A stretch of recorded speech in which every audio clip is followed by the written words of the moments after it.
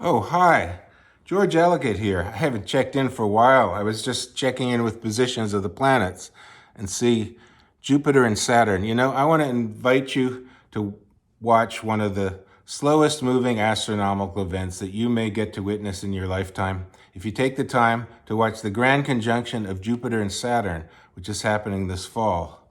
I remember talking about the positions of the planets with old Benjamin Banneker about this one night when we were up on his farm and watching a beautiful sunset over the valley. And I said, how lucky we are to be here. He said, yes, and look around.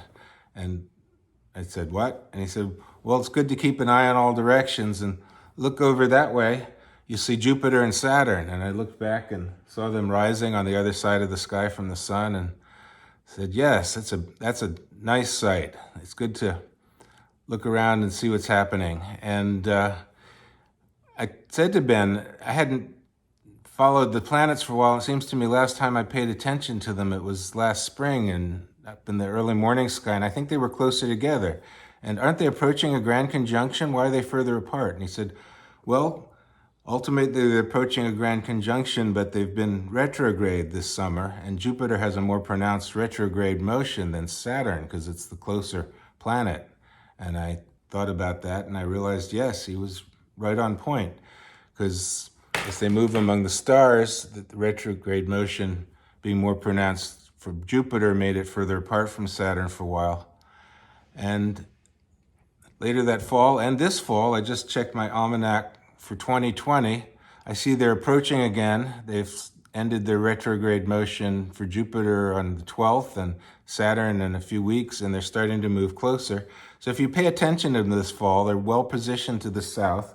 They're about a quarter of the way around the sky from Jupiter and Saturn, a quartile position. As the sun's heading toward the equinox, it'll be moving around the sky as it does, and Jupiter and Saturn will appear more to the southwest at sunset.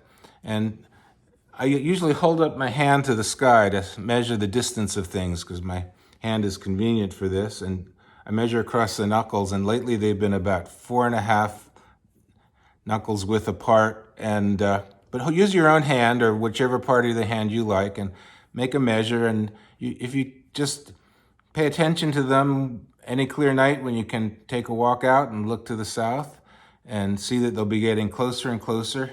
And on December 21st, the winter solstice this year, they'll meet in a grand conjunction when they'll be closer together than the diameter of the moon, a fifth of the diameter of the moon, in fact. So keep looking around and enjoy the skies.